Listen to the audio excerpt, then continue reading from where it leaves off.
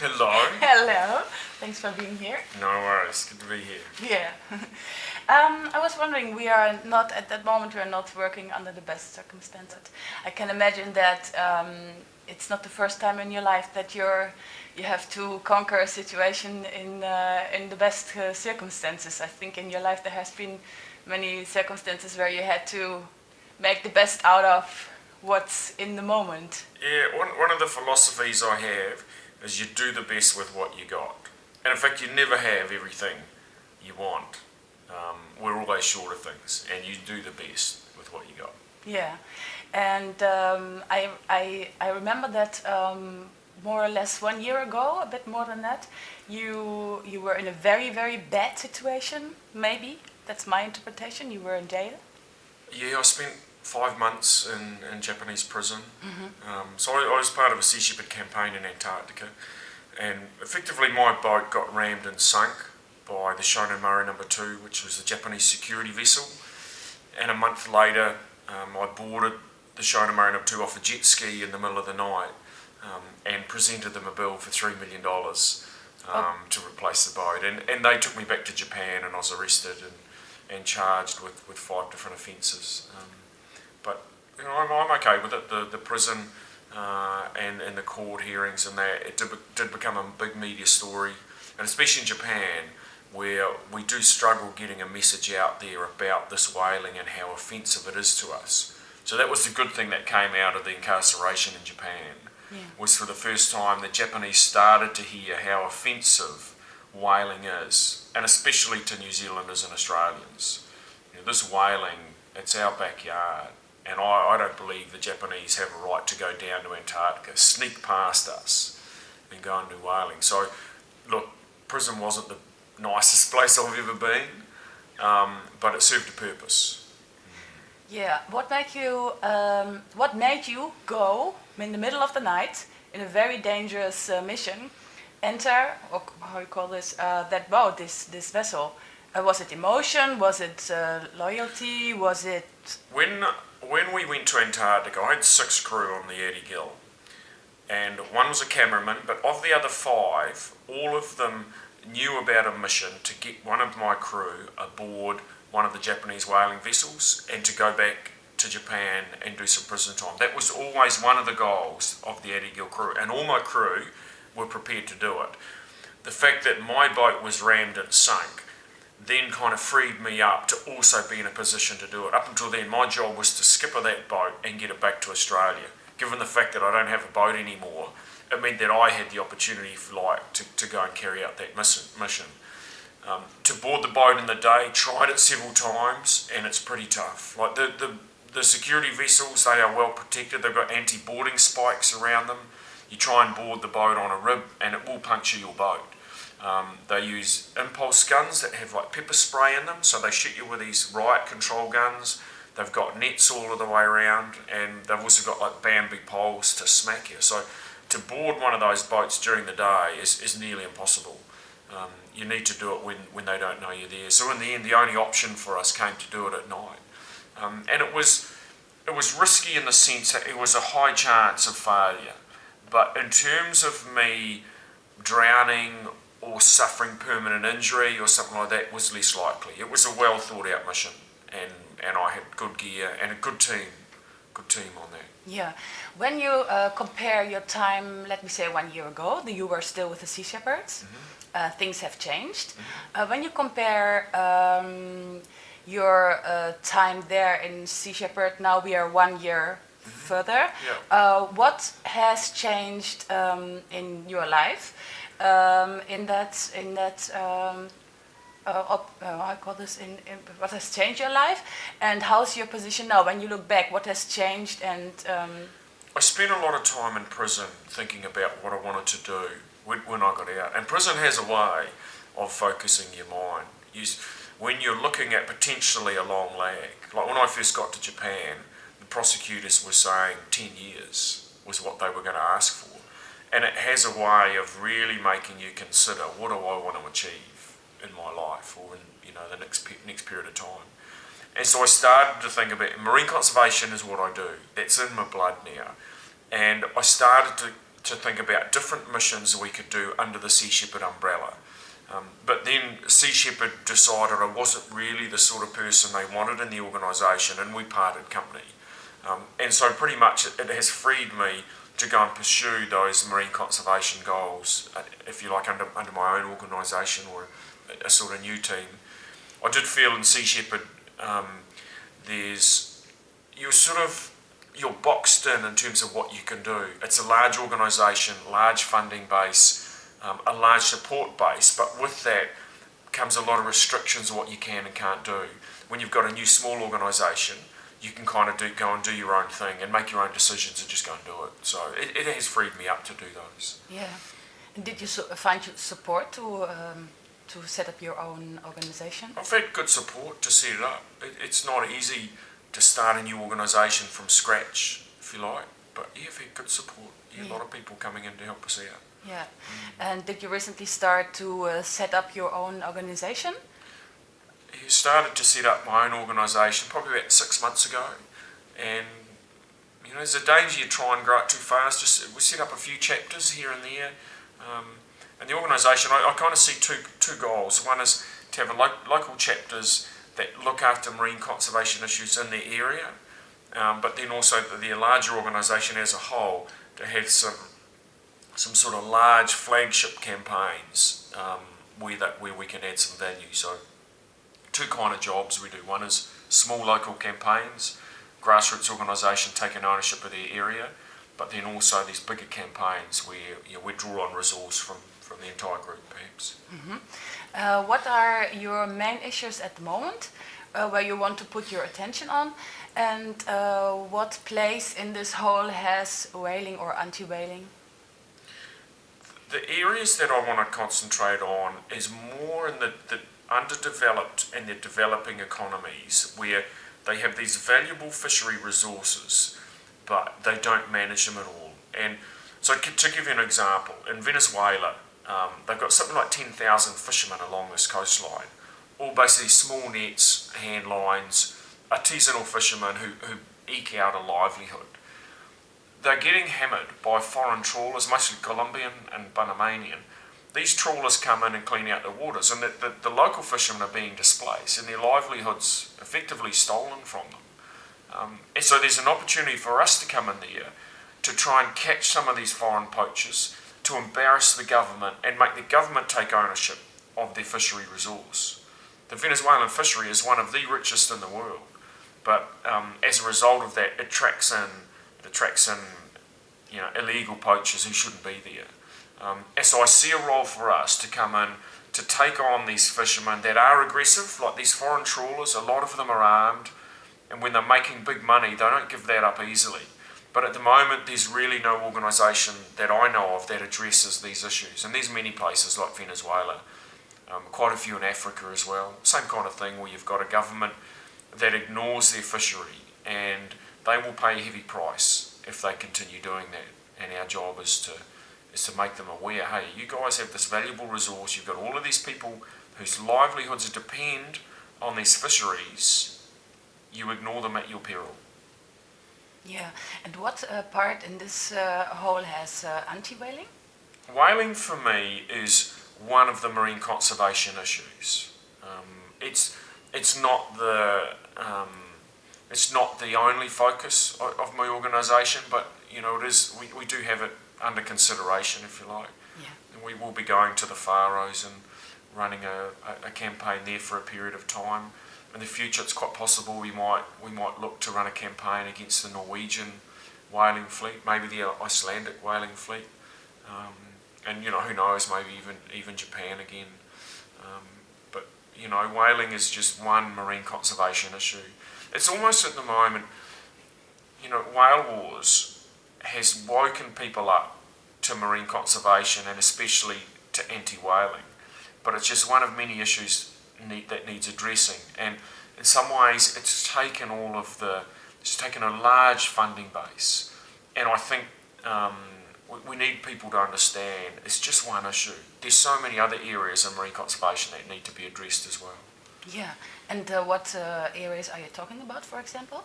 Shark finning, illegal trawling, illegal long lining, net size. At the moment, many places they're down to 1-inch nets, where you've got effectively the net size is 1-inch square.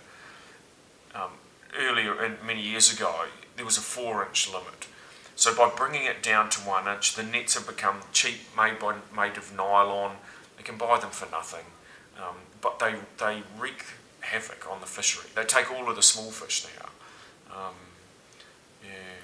It's like manta ray. We were just in Mozambique a couple of weeks ago, and Mozambique promotes itself as the manta ray capital of the world, and they do have the largest single population of manta ray, and yet locals are spearing them, cutting off the fins and selling the fins to China. You can't call yourself the manta ray capital of the world and be finning them in the same instance. Similarly, they've been killing whale shark and cutting the fins off and selling those to Chinese interests. It's a disgrace. The largest whale shark population in the world, and it's under threat because you've got wankers in China eating shark fin soup made of whale shark. It's a disgrace. Yeah. And Mozambique needs to take ownership of this, but at the moment, the government just ignores it. How do you see yourself in your own organization? Are you more a person who's organizing, or are you more the doer, let me say, who's doing the... My job in Earthrace is to lead this team and to give people a vision that this is where we want to go, and to lead from the front. So if there's a campaign happening, my job is to go and lead that campaign and to take people on this journey where we can make a difference. I'm poor at many things. I'm actually not a good organiser. I've got relatively low attention to detail, but I've got some other skills that do allow me to achieve stuff if I've got other people in the team who make up for the skills I lack. Yeah. What are your best skills? Good leader of people.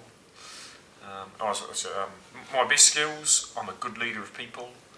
I'm good on ideas, and I've got a high threshold for what people might see as risk. Yeah. I don't mind taking on risk if I understand it, and I figure I can work my way around it. Yeah, and are you looking for people at the moment to help you or to support you? Yeah, you're always looking for people to help your organisation. You never quite have the skill set that you're looking for, so you're always looking for good people. And with it being a new organisation, you have many people come in, and then there's a few fall by the wayside who don't quite fit the culture that's developing in your organisation. And so part of our job is to get these right people who fit the organisation, and those who don't, they can go off and join other organisations or do other things, and gradually you build up a solid team that can achieve something hopefully amazing. Yeah. How do you find your people? Normally I find people, it's more like they find me. A lot over Facebook. Facebook is a huge resource that I use it every day. If I need something, I just post and say, hey, I need some night vision goggles, or I need a Zodiac or whatever.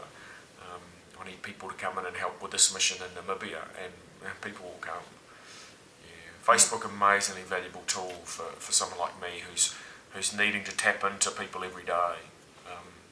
I couldn't do what I do without it, I don't think. Yeah, and are you still answering your own all the posts in the Facebook, or do you have someone else who's doing that for you? No, I answer all my posts. I have a couple of people who keep an eye on the wall. Like some days there might be a couple of days where I can't check the wall at all. So I've got a couple of people who it's more about blocking people who might be putting up stuff that's inappropriate or that's really anti people. I don't like having nonsense all over my wall.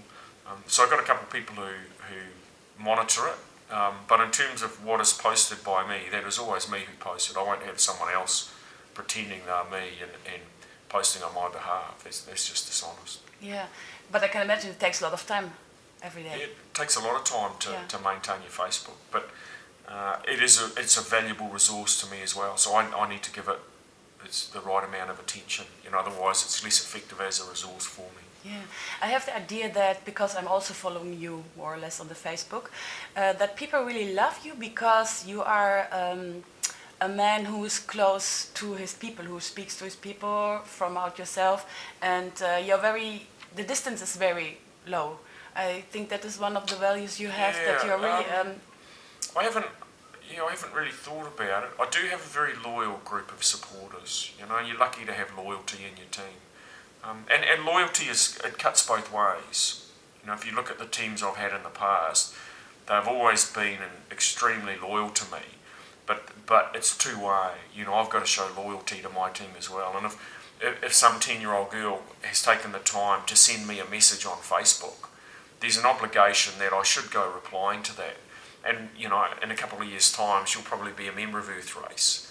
And then in 10 years' time, she'll probably be helping me on a campaign in Ecuador or something like that. So it's, in some ways, you know, I do like the interaction with people.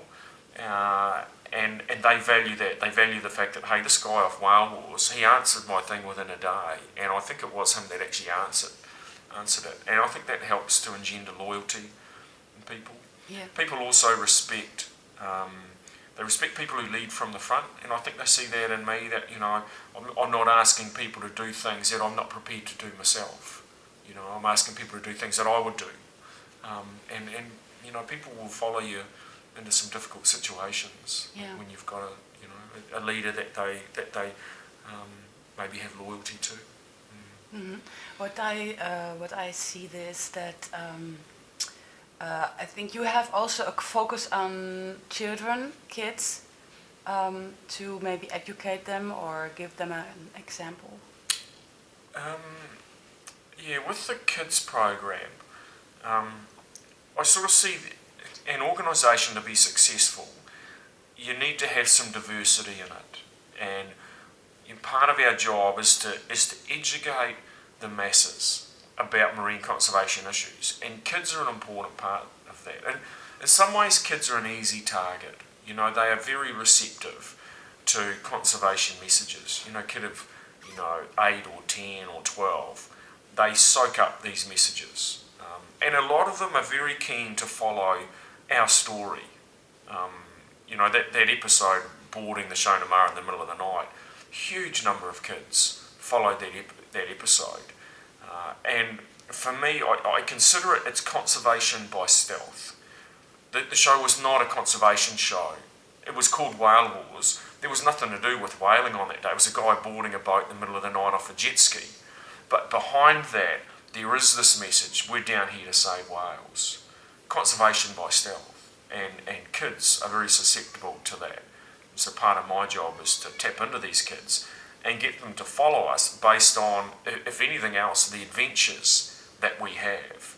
But hopefully out of that, they also soak up a bit of this message: hey, you know, we just need to start looking after these sharks, or these whales, or these manta rays, or whatever the cause is that we're promoting. Yeah.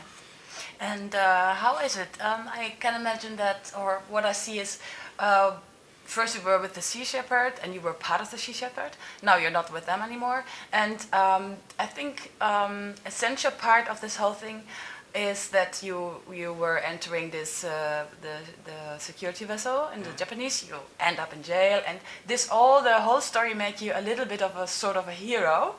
And I can imagine that maybe in this year now, a lot of things has changed. Many people have come to know you and want to work with you, and you have a little bit a hero status, I'd say. How does it feel for you? Because I can imagine that this also is a little bit strange, or maybe it does something to you. How does it feel?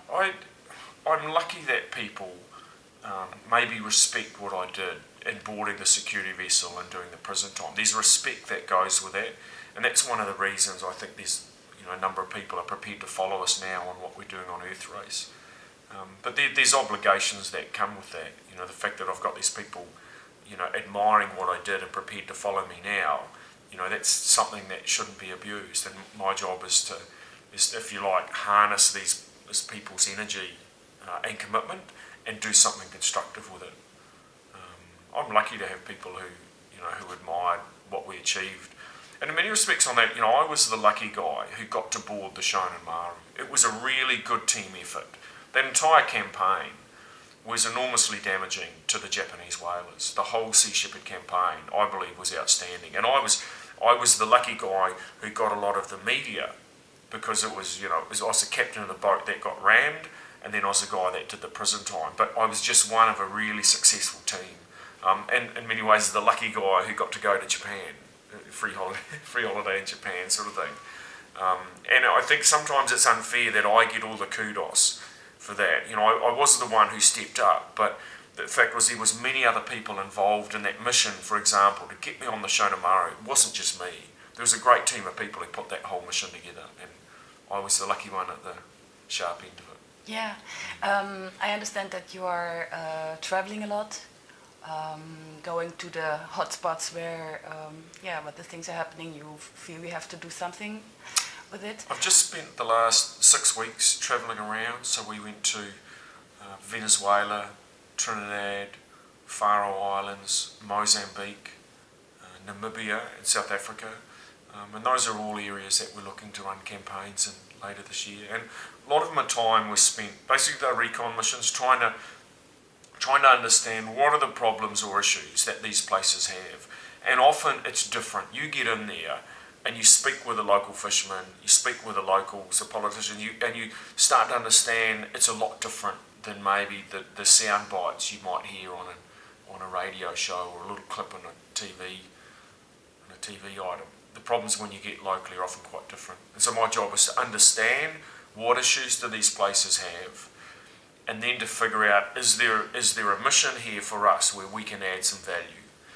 Our job as a marine conservation, it's a case of picking what targets are we going to have, and then it's a matter of picking, okay, given that we're going to tackle, let's say, illegal trawling in Mozambique, if that's a target of ours, what are the best tactics where we can add some value there? So you pick your targets and then you pick your tactics. Yeah, and how do you do that, the targets? I mean, there are so many things you could do something against, but how do you do them? In picking the targets, it's a case of finding the ones where we add value. And to a degree, that's the places where no one else is doing anything.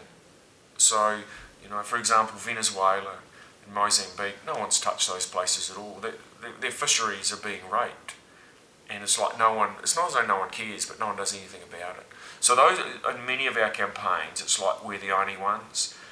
There's others where I look at where maybe there's been some involvement from some organisations before, but when I look at it, it's ineffective, or maybe it hasn't had the desired result. And if I look at that and I think, we could maybe come in and have a go at that and do a good job.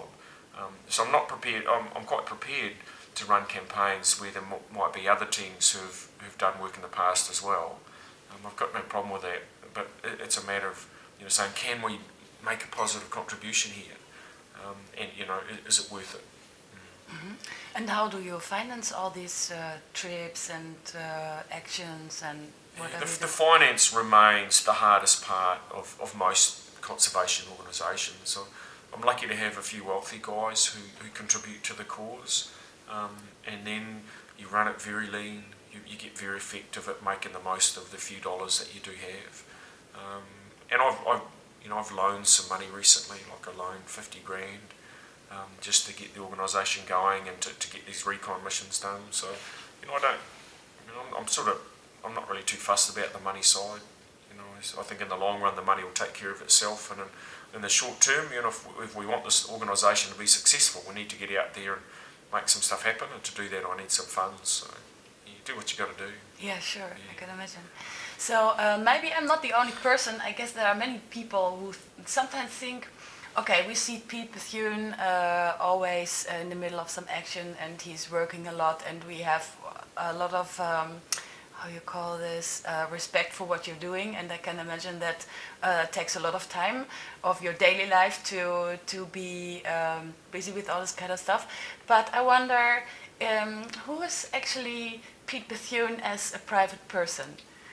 Does he exist, or is he gone? Yeah, that's a good question. Here's something that happened out of after prison. I'd spent 4 years on the Adigill, always in the presence of at minimum 4 people, normally a lot more. In prison, I spent basically 5 months by myself. I was on communication ban, not allowed to speak to anyone.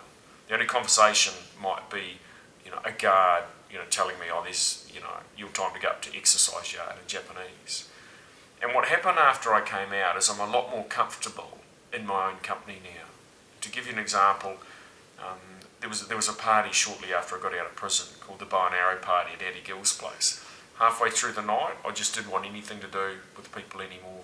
It was like I'd had enough photos and enough things, and I just went and sat by myself for a while, and then I went to hang out. There was a 14-year-old girl and a 15-year-old brother of hers. I just went and chilled out with them, and we went and played in the swimming pool. It was kind of like everyone wanted a piece of me, and I'd had enough of it. So I think now, like, I've got a little bit more of my own time where I just want to go and chill out and think about things. Previously, I never had that side to me. I think if you want to know how I think, read my book, Whale Warrior. I bared my soul in that book.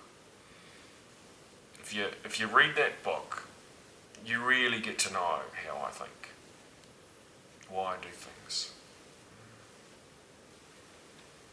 Yeah.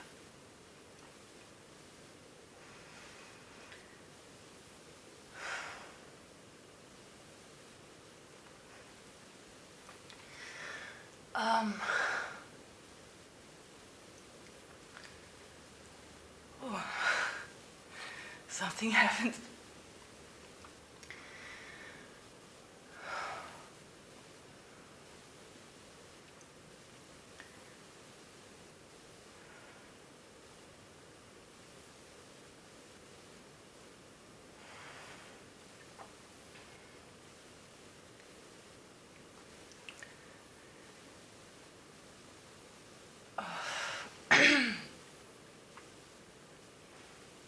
You forgot what you're going to say now, haven't you? Yeah. Really. I'm empty in my head now. Something happened. I was really into it, and now it's gone.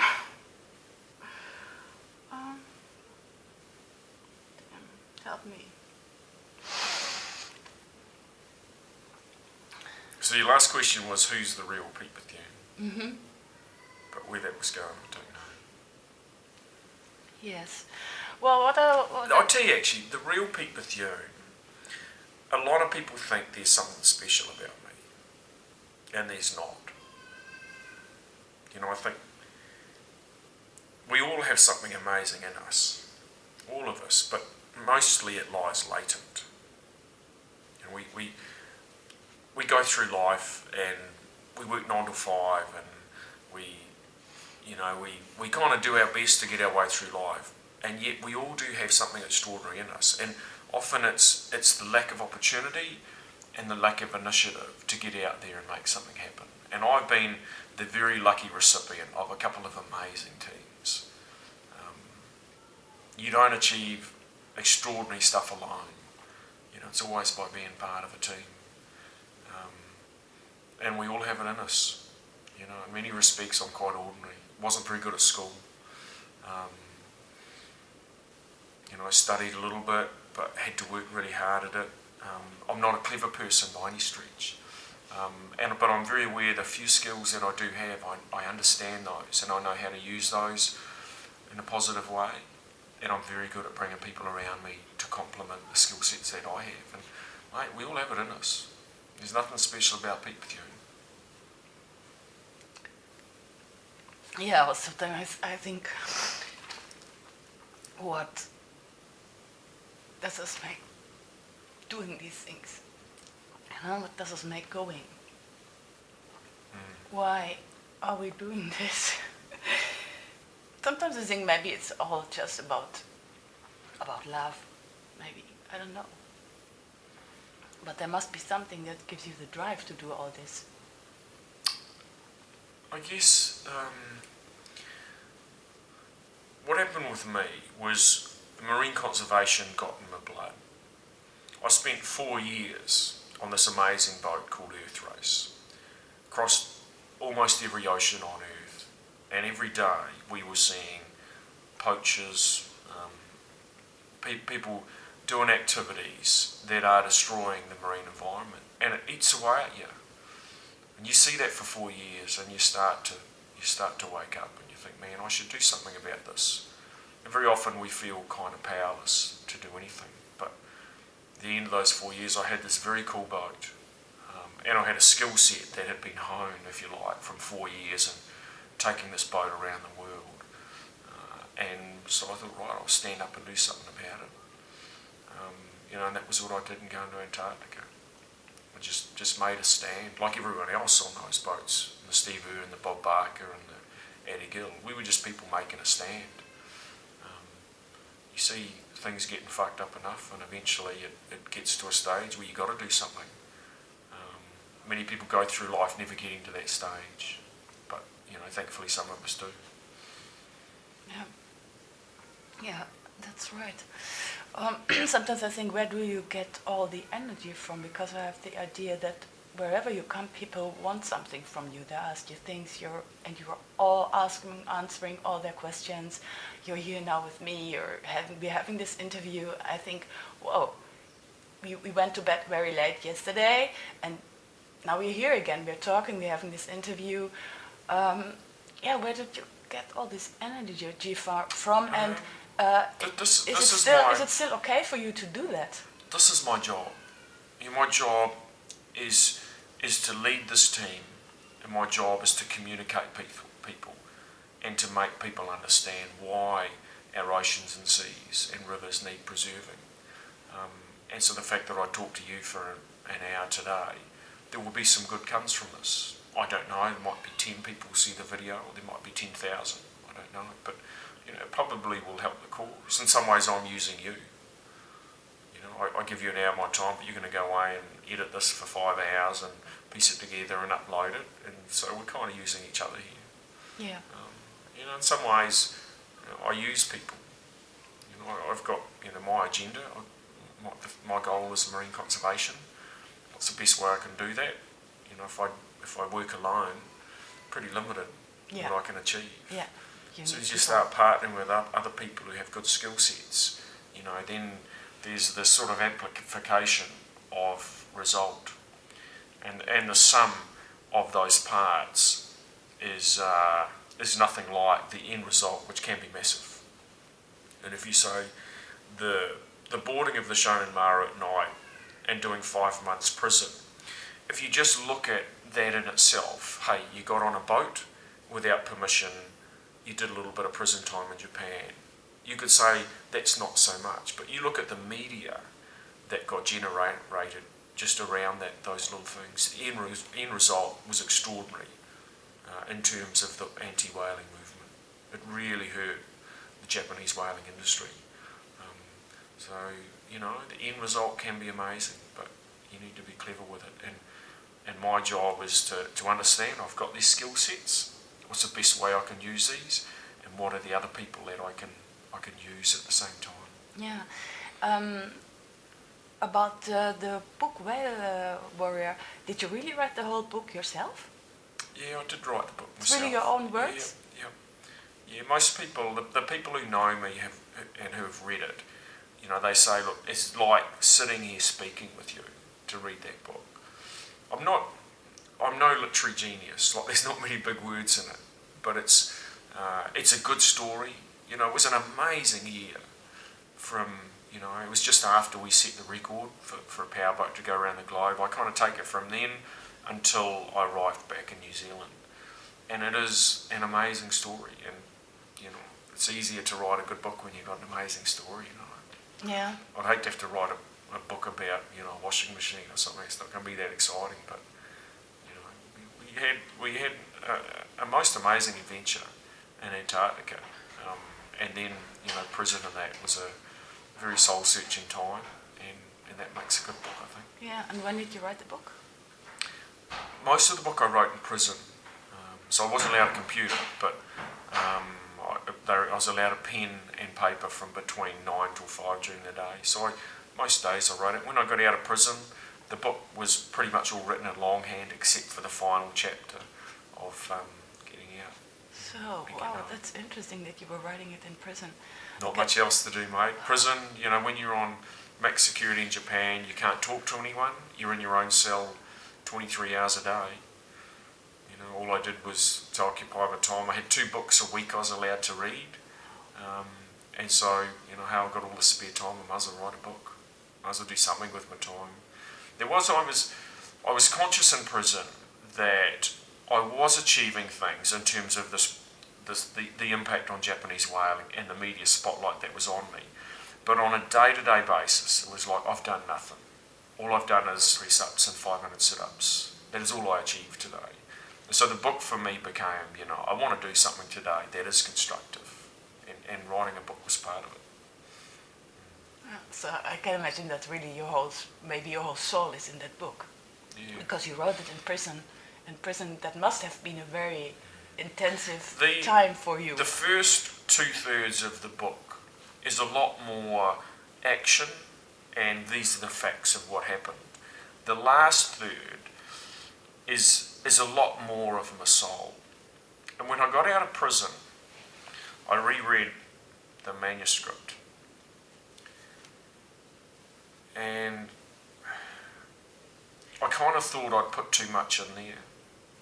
When you write a book and you really tell people that you are scared, you think people are going to laugh at you, or they will laugh at what you really, really think about things. And I thought about rewriting it, and I sat on it for 4 days, wondering, am I going to rewrite this? And in the end, I said, fuck it, I'm just going to hand it in. And when I look at it now, it's probably the section I'm proudest of. It's a good section. Yeah. Well, I must say I haven't read it until now. I started recently reading it. I think I'm on page 5 or something. Page 5 is probably the contents. Yes, right. No, I mean, I read one of the first part, but I think when I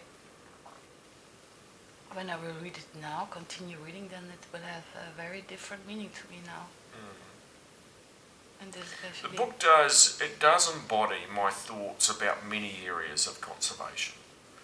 It's not, I care about many other areas other than just marine conservation, but it's the fact that very few people work on the marine side of things is why I'm there. But I look at New Zealand, and our government wants us to double our population, and they want to go building new houses everywhere, new developments. I care deeply about that stuff, and so the book fleshes out a lot of my thoughts in terms of where we are screwing up on the planet. A lot of it to do with resource. We're just busy, sucking everything out of the ground so that we can all have plasma screens and new stereos and new video cameras and flash cars, and we're effectively stealing from future generations. And so the book espouses those thoughts of mine, not just about marine conservation, but about how toxic we are on this planet. And probably if I write another book in another couple of years, those views might have changed a little bit more. I think as conservationists, we're always kind of evolving and changing our thoughts. And as things become mainstream or acceptable, where our target is moving. I think we are making inroads on conservation at the moment. And our job as activists or conservationists is to keep moving that target so that we never get to where we'll never get to where we should be. But our goal is to keep moving us in the right direction. Yeah. To keep hassling those governments and the corporates and individuals who do their best to stuff the planet. Yeah.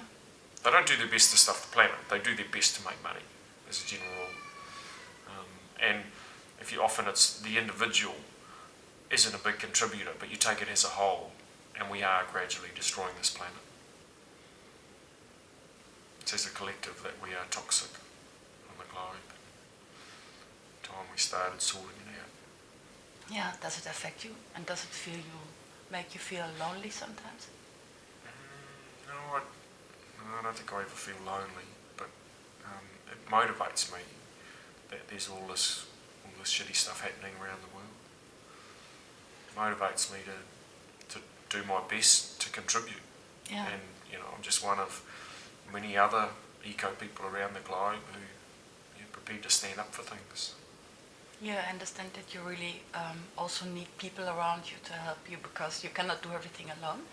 And what would you like to say? Is there something you could say or would like to say to people that are motivated to help you, to put some energy in your organization? Is there something that you would say to them when they are motivated? What can they do, or tell them something, give them a message, or? The way I look at life is we need to stand up for stuff that we believe is right. And whether people do it through Earthrace or they join another organisation, I don't really mind. It's about standing up for stuff you believe in. And Earthrace is an avenue that people can do that through. Yeah. But many people do it alone, many people do it in other organisations. And I support anyone who's prepared to get out there and take a stand on things. Good luck to them, be it under Earthrace or anyone else. So actually I understand when people have some interest to have more information about you and what you're doing, it's the best way to find you on the Facebook and to follow your steps. Yeah, the best way to keep tabs on what we're up to and get involved, just go on Facebook, search Earthrace, see if there's a chapter near you, and then connect with those people or connect with me. I'll probably reply. Yeah, that's something I really appreciate because I can say that from my own experience. I always get an answer. It's amazing how many people do think I've got others answering the Facebook. Yeah. It's amazing. Well, let me say the way you're answering is very much your own style, so that's why I got the idea that you're really answering your own. But maybe it's like we think that you get huge amounts of mails and questions and things, because when I see your Facebook site, there's always so much happening there. So yeah, there's a lot of messages, but my replies are often brief. So and a lot of it is a fair chunk of it are kids who they might say, "So Pete, how are you?" And I'll just put all good smiley face. But I haven't got time to.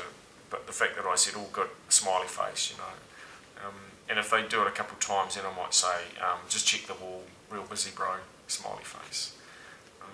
And then if it's an issue or it's something that needs addressing, my replies will still be often quite brief. And I use the wall a lot. So if there's a lot of discussion about something, as opposed to answering all of these messages, I'll just go on and put it on the wall so that I'm answering to one, but that's answered everyone who also wants to go and check that out. yeah. You get better at how you manage things like that. I am lucky that there's between the I think there's about 13,000 now between the Facebook and my personal page and my fan page, and that's that's a good number of people that you can tap into. It's a resource that we harness. We're lucky there's all those peeps on there. Okay, so I think I've got enough of your time now. Okay. Yeah, Thanks a lot. Yeah, pleasure, mate. Good. Look at that. 3 minutes.